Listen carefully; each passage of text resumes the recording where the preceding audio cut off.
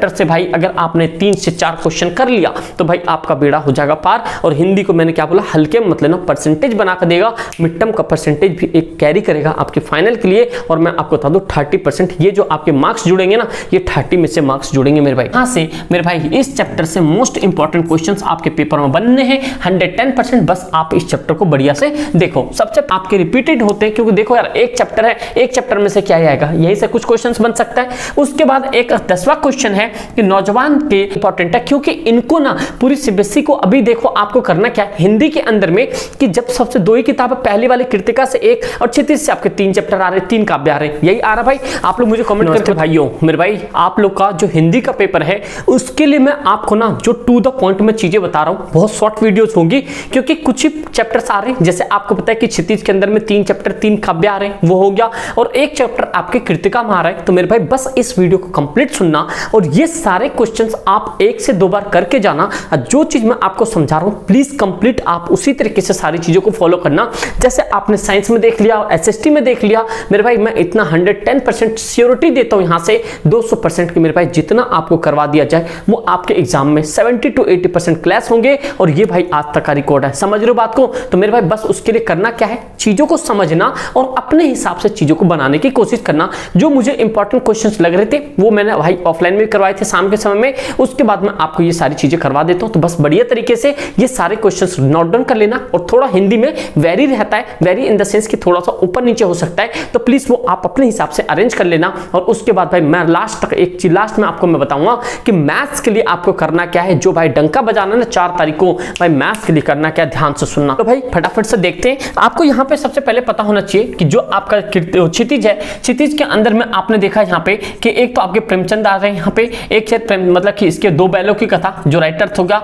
लहासा की और उपभोक्तावाद की संस्कृति। अब मेरे भाई अब इनमें से ना सारे चैप्टर इंपॉर्टेंट है। एक पॉइंट याद रखना, मिड टर्म के लिए सारे चैप्टर इंपॉर्टेंट है, क्योंकि इनको ना पूरी सीबीएसई को अभी देखो आपको करना क्या है हिंदी के अंदर में, कि जब सबसे 2 ही किताब है, पहली वाली कृतिका से 1 और क्षितिज से आपके 3 चैप्टर आ रहे, 3 काव्य आ रहे, यही आ रहा भाई। आप लोग मुझे कमेंट करके बताना, मुझे तो यही पता है। बस एक पॉइंट याद रखना, जो चीज मैं आपको बता रहा हूं कि उनको इन्हीं में से क्वेश्चन सेट करना है, तो वो क्या करेंगे, ज्यादा क्या कर सकते हैं कि थोड़ा सा क्वेश्चंस को वेरी कर सकते हैं, बट आपको चीजों पे फोकस रखना है। तो देखो मेरे भाई सबसे पहला पॉइंट देखते हैं, जो आपके सामने यहाँ पे जो पहला है ये आपके कृतिका का, जो पहला कृतिका के अंदर में आपको क्वेश्चंस कर लेनी है।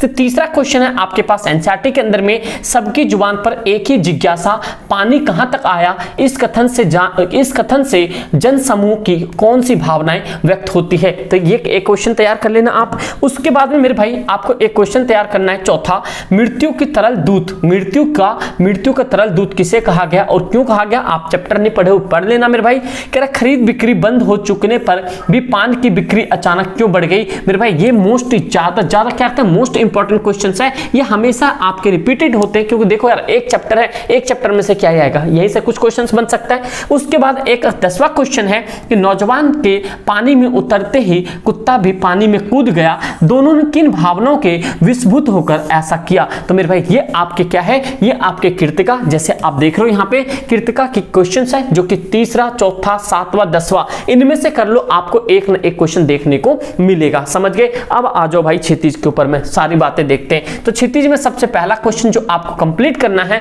2 बैलों की कथा के अंदर से दूसरा क्वेश्चन है, छोटी बच्ची को बैलों के प्रति प्रेम क्यों उमड़ आया। तो ये क्वेश्चन आपने चैप्टर नहीं पढ़ा भाई, कर लेना, बहुत ही बेहतरीन चैप्टर है। तो ये पॉइंट और आप लोग बढ़िया तरीके से इसके आंसर्स लिखना। उसके साथ साथ में 5वां क्वेश्चन है, किन घटनाओं से पता चलता है कि हीरा और मोती में गहरी दोस्ती थी। मेरे भाई ये पॉइंट आपको पता चलना चाहिए कि किस बात से पता चलता है हीरा और मोती में बहुत गहरी दोस्ती थी। मेरे भाई इस चैप्टर को ना आप पढ़ के जाना, भले मैंने पहले बोला मैं आपको, भले ये क्वेश्चन क्लास ना हो, मतलब इसके इर्द गिर्द ना हो, लेकिन आप चैप्टर पढ़ के जाना, जिससे आप बना के आ पाओ। और बहुत बच्चे क्या करते हैं, हिंदी को यूं छोड़ देते हैं। मेरे भाई हिंदी आपको परसेंटेज बना कर देती, याद रखना इस चीज को। तो भाई हल्के में मत लेना, ठीक है भाई। तो आप लोग भाई इस चीज को समझो यहाँ से। तो क्या आप लोग भाई ये बताओ कि जो आपके पास जो आपके बहुत सारे दोस्त यार होंगे भाई, जिंदगी बिल्कुल मतलब एग्जाम को ज्यादा प्रेशर ना लो, मेरी बात को समझो ध्यान से। क्या आपके कोई ऐसा कोई फ्रेंड है जो आपके बहुत ही ज्यादा गहरी तरह उसके साथ दोस्ती है, क्या ऐसा कोई है तो एक बार भाई मेंशन करके दिखाओ उसको,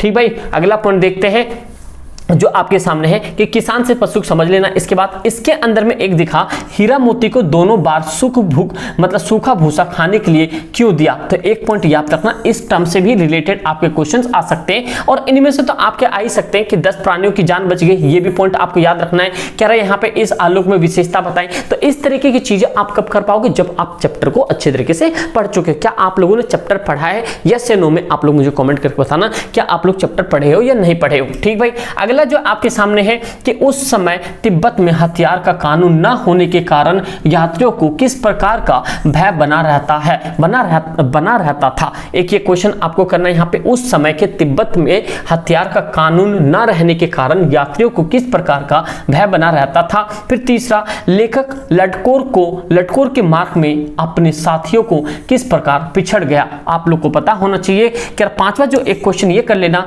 यात्रा के दौरान लेखक को किन किन कठिनाइयों का सामना करना पड़ा। ये 2021 में भी आए हैं क्वेश्चंस, आपके मोस्टली रिपीटेड ही होंगे, 110% है। बट करना क्या, इन सब क्वेश्चंस को आपको अच्छे से करना है। तो आप लोग मुझे बताओ कि इंडिया में अभी तक आप लोग सबसे बेस्ट जो फेवरेट प्लेस है आपका कौन सा है। आपका सबसे इंडिया में, जैसे इन्होंने लद्दाख की बात कही, यहाँ पे जम्मू कश्मीर हो सकता है, लद्दाख हो सकता है, हिमाचल हो सकता है, देहरादून हो सकता है, गोवा हो सकता है। अरे शेरो तुम्हारे गोवा तो ना है मेरे भाई, आप लोग एक बार कमेंट करके बताना। शेरनी तुम अपने भी बताना भाई।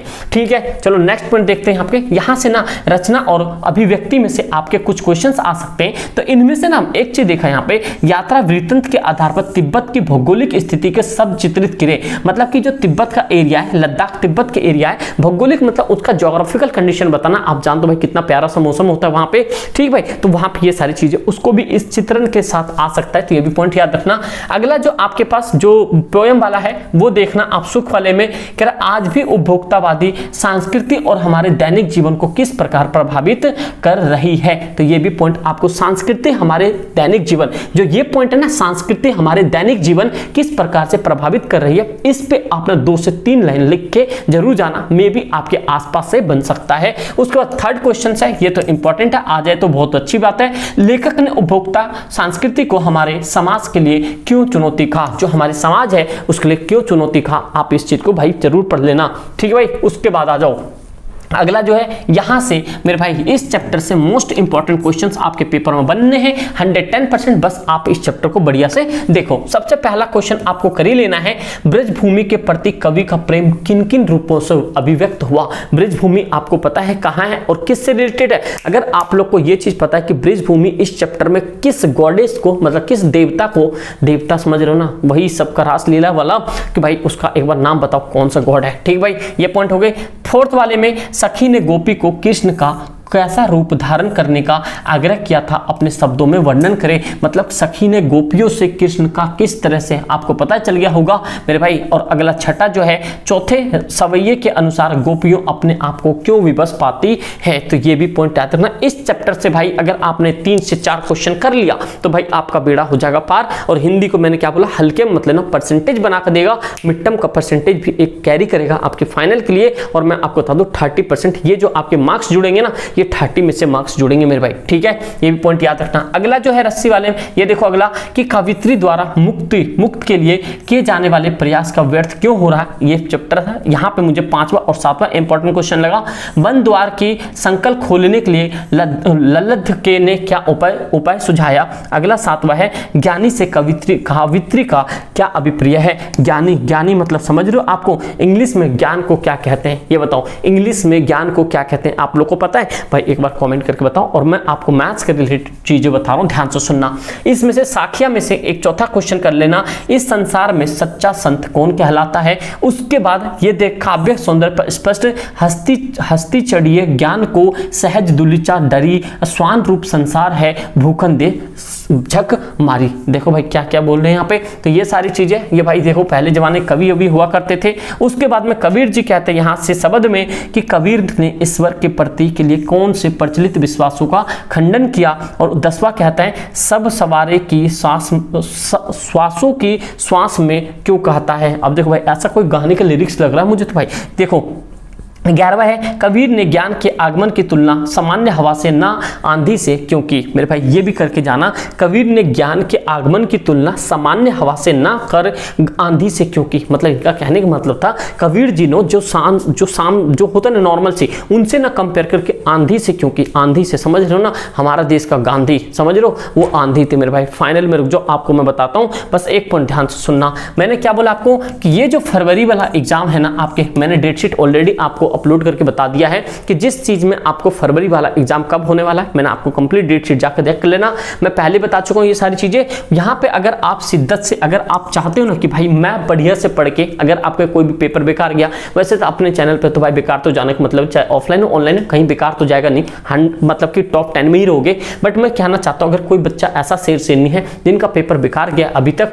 टेंशन ना लेना मेरे भाई, फाइनल का इंतजार करना। फाइनल करना पहले से तुम्हें रामबान दे दूंगा, बस आप उस चीज को समझते जाना, क्लास अटेंड कर लेना भाई, आपको उससे बाहर कुछ भी नहीं जाएगा, इतना 110% है। बस उसके लिए आपके लिए मैं दिल से मतलब कहते हैं ना कि यार मैं आपका शुक्रगुजार हूं। थैंक यू सभी शेर शेरनियों को, और जितने भी हमारे शेर शेरनी है भाई उसको दिल से शुक्रिया आप देख रहे हो, और 1000 बार शुक्रिया मेरे भाई, जितने भी शेर शेरनी हो आप सबका थैंक यू। आप लोगों ने इतना भरोसा दिया और इतना सपोर्ट किया, और मैं 110% बता रहा हूँ। 9th में भी 90+ आपको जो फाइनल टर्म होगा उसमें, और 10th में तो भाई डंका बजेगा, जैसे लास्ट ईयर रिजल्ट आया था, और इस ईयर भी क्लास 11 12 आपको SSPH पे हम देख लेंगे। समझ रहे हो बात को, तो आपको कहीं भटकने की जरूरत नहीं जब तक तुम्हारा समीर भाई तुम्हारे साथ है। समझ रहे हो बात को, तो अगर आप लोग रेडी हो 90+ के लिए, तो यस वी आर रेडी 90+ के लिए। आप एक बार कमेंट सेक्शन में मुझे कमेंट करके जरूर बताना। और मैंने क्या बोला, मैं कभी ये नहीं सोचता कि आप कैमरे को उधर, मैं सोचता अपने कैमरे के सामने हो, इसीलिए मैं आप लोग से हमेशा सवाल पूछता रहता हूँ। अरे हाँ या ना, अगर आप लोग को जो भी दिल दिमाग में हो फाइनल को लेके आप लोग कमेंट कर देना, आगे मैं देख लूंगा। और मैथ्स की रही बात, तो मैथ्स को मैं सबसे पहले बता दूं कि आपको मैथ्स के लिए क्या करना है। इसके लिए आपको सबसे पहले एनसीईआरटी को पूरी कंप्लीट करना है, जो भी आपके पहला दूसरा तीसरा जो भी चैप्टर आ रहे, दूसरा तो आ नहीं रहा, पहला तीसरा चौथा, इसके बाद हो गया छठा भी आ रहा आपका, तो ये भी पॉइंट याद रखना, और 12वां भी आ रहा है, तो इस पॉइंट को आप दिल दिमाग में बैठाओ, इन सब क्वेश्चंस को करना है।